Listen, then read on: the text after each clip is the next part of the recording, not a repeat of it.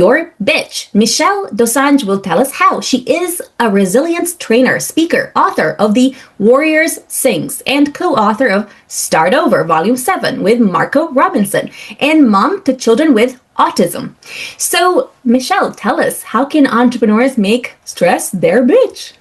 Heal Podcast with Lily Patrascu shares longevity and anti-aging techniques to stay young forever, increase energy, overcome addiction, and live your longest, best life ever. Shared by world's most innovative, alternative, and traditional health thought leaders, healers, and doctors. Discover quantum healing strategies to heal your mind, body, and soul. Well, first of all, thank you so much for having me. I am thrilled to be here on your Heal podcast. And to start off, I would have to really give you a glimpse of our story. And so I'm going to take you to a beach in Maui, overlooking the ocean, with my 9-year-old daughter, who's an absolute sweetheart. And she is wearing her red swimsuit with black stripes. And so I turn to her and I say, sweetie, autism is a huge spectrum.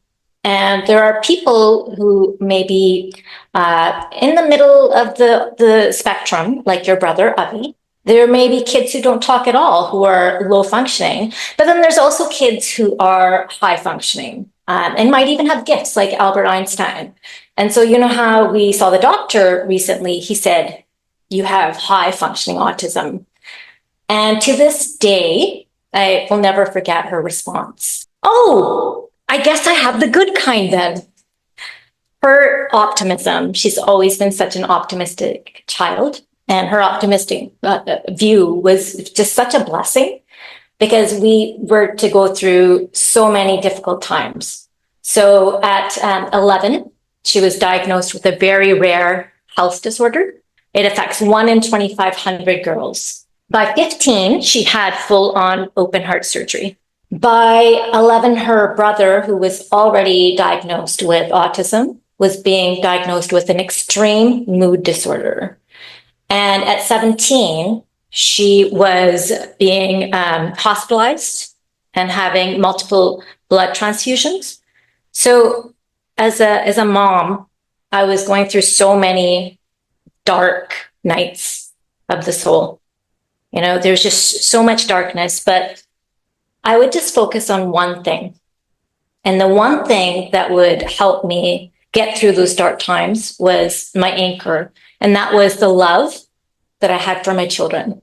And so somehow I would find my smile again, and sometimes somehow I would find joy again.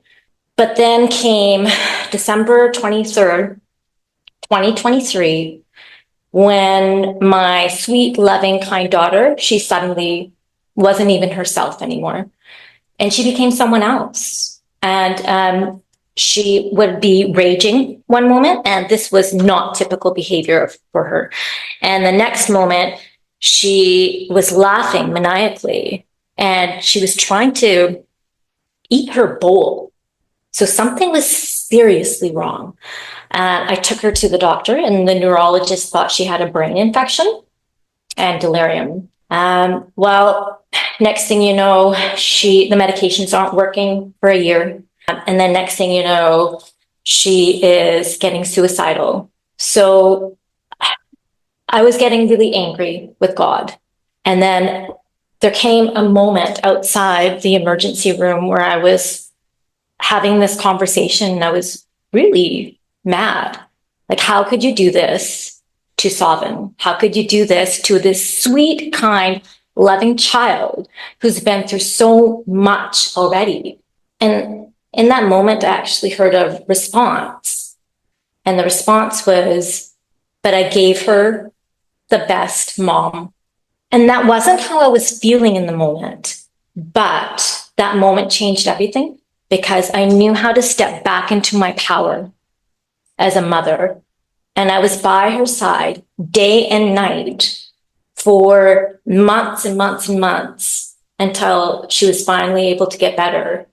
So today, I'm able to help others who are going through that kind of extreme stress and that kind of chaos and darkness to transform that stress and make stress their bitch. So that's kind of where it comes from. Thank you. Tell us more about that. Like, what do entrepreneurs who are going through extreme stress, what is the blueprint for someone to like start coping and managing and thriving in the face of extreme stress? So I did come up with, so what I did was I put together all these strategies that had been research-based, that had worked for me in my times of extreme stress. And I put together a framework. It's F.A.S.T. So F stands for to feel. We have to allow ourselves to feel all of the dark feelings that we need to process. We can't just stuff them inside or they're going to become illness in our body. A and S stand for accept and surrender. We need to learn to accept and surrender to that which we cannot change, and then focus on the things that we're able to change. So to learn the difference.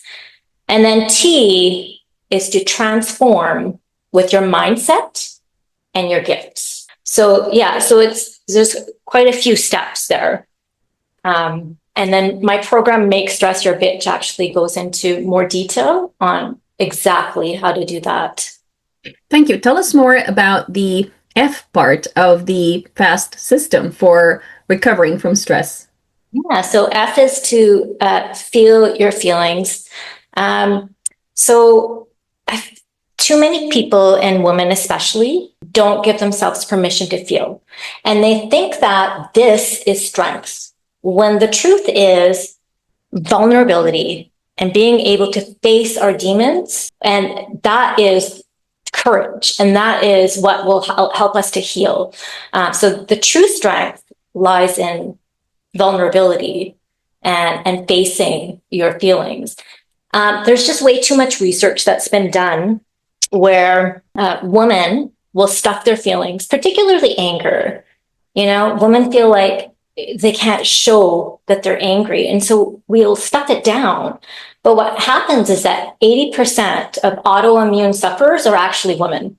And that's a statistic from Dr. Gabor Mate.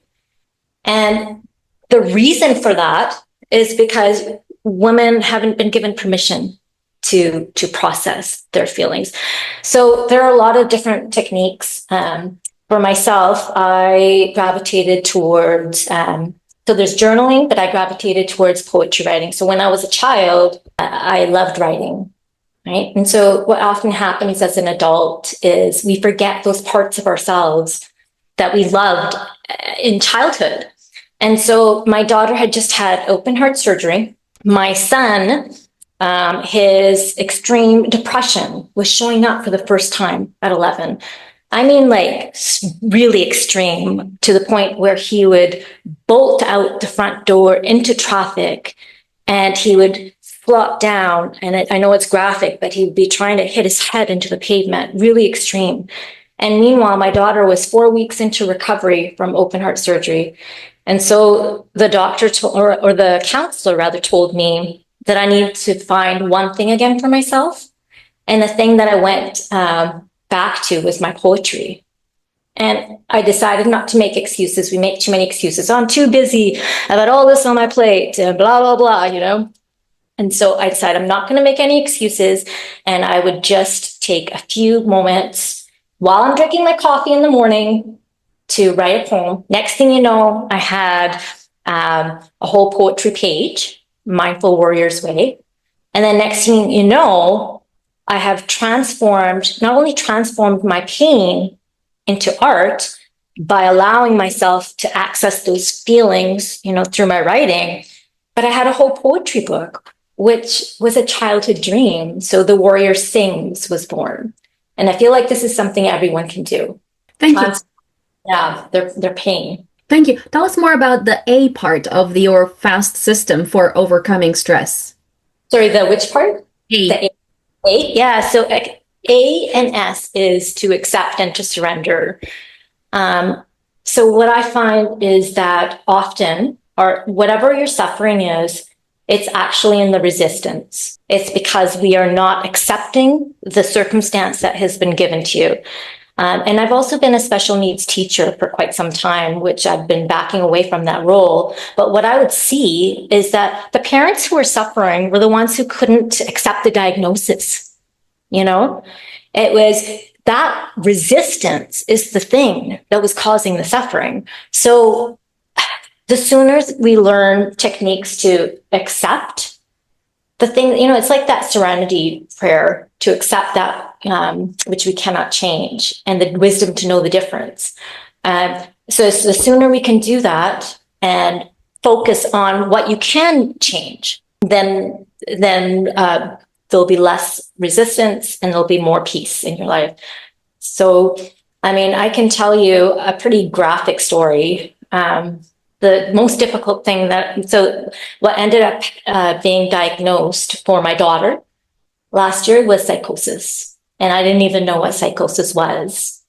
It was the scariest thing my family had ever encountered in our lives. And I wish that more people would speak up about it. I wish more people would educate about it, because otherwise it causes shame for people when you don't even know what it is. And so that's part of the reason why I'm speaking up and telling these stories, to educate and to help others feel like there's no shame in mental health or mental illness.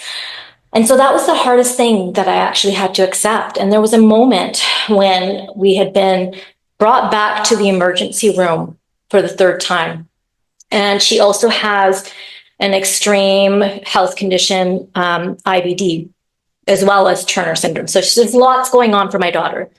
So in that moment, they had to stop the medication for the IBD because they had initially thought it was a brain infection. And they put her, and she would become suicidal, and she would break out of the restraints. So every time they would put her in restraints, and somehow my gentle child had become Houdini, and she was constantly breaking out. So they had to put her in this room that looked like a cell. So here's my sweet child, and she's in this cell-like room. It's like this, you know, cold gray walls. There's a steel toilet. There's a mattress on the ground for her to sleep on.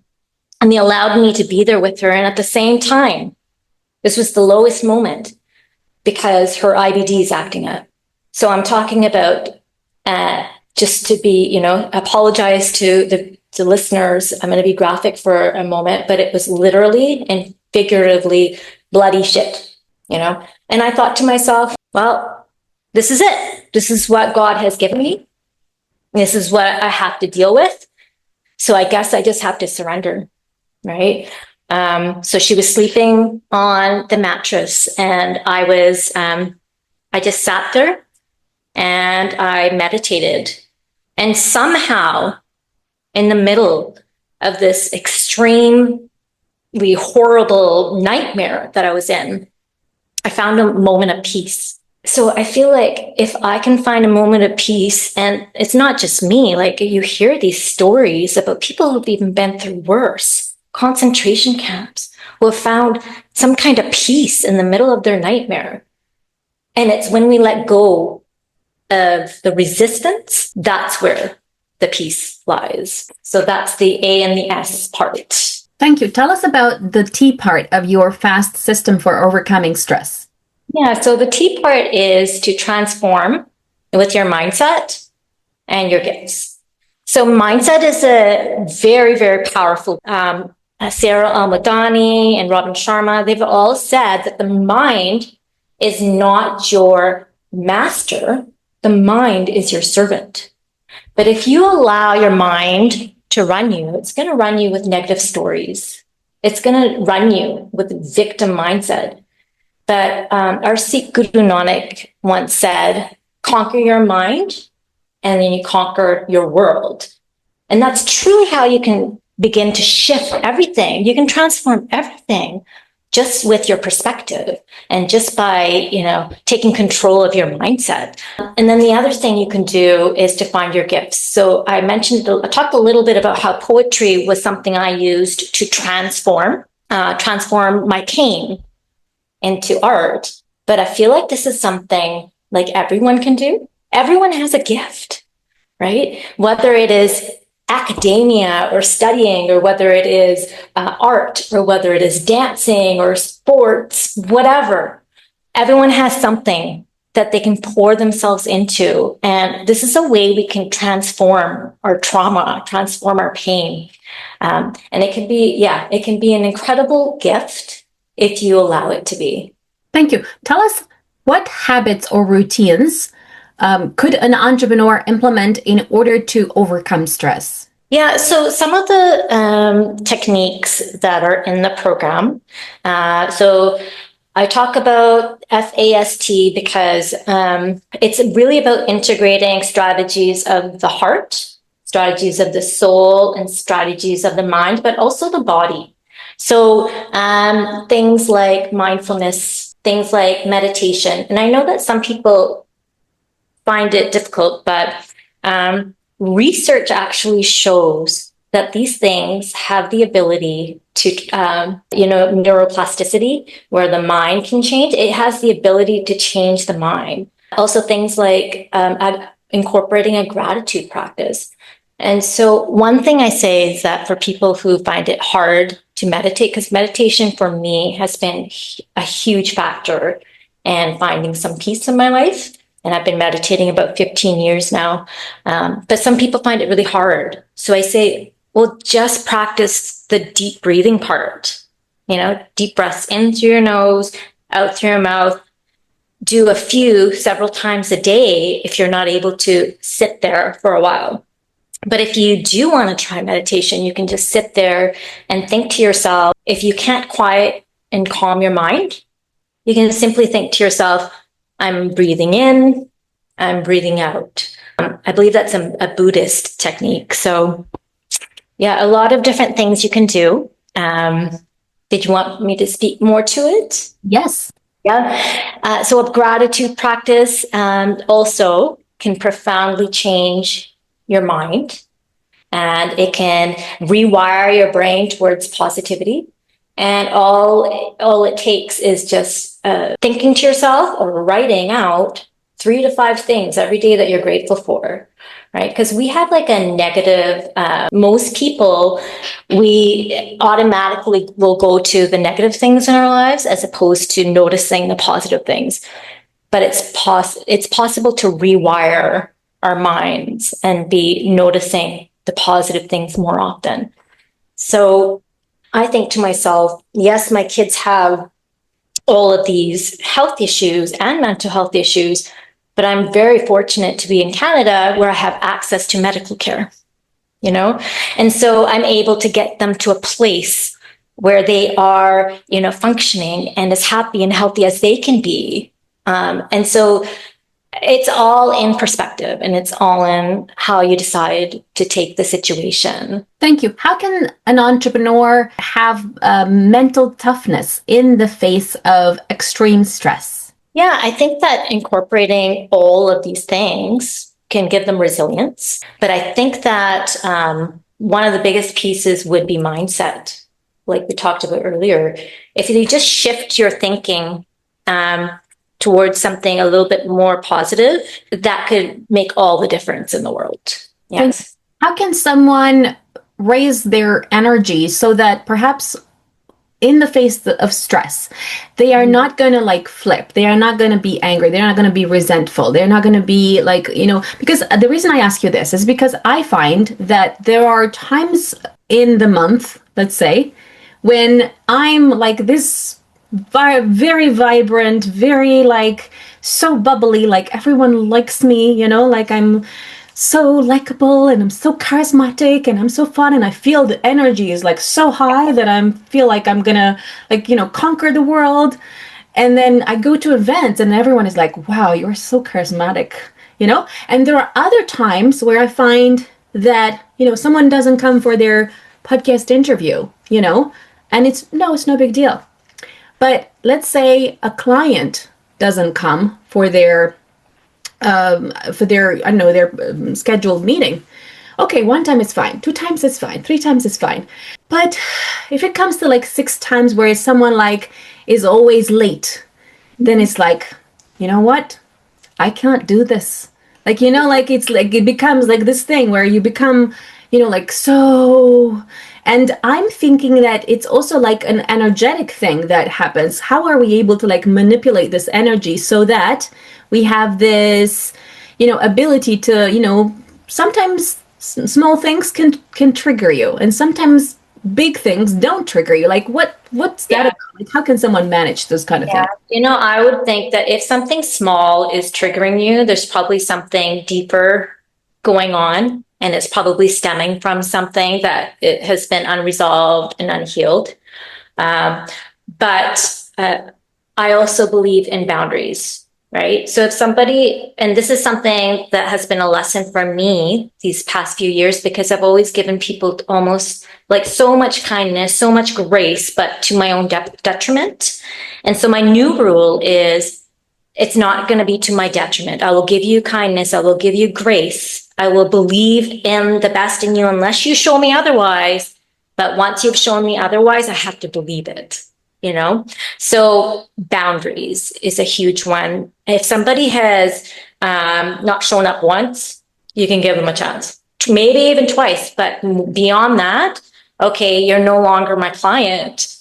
We have to have some respect for our own selves, and that's where self-love really comes in, right? And once we create those kinds of boundaries, I don't think that it's going to trigger us as much. But if it is, then we've got some deeper rooted trauma or something that's making us triggered that we still have to solve and reflect on.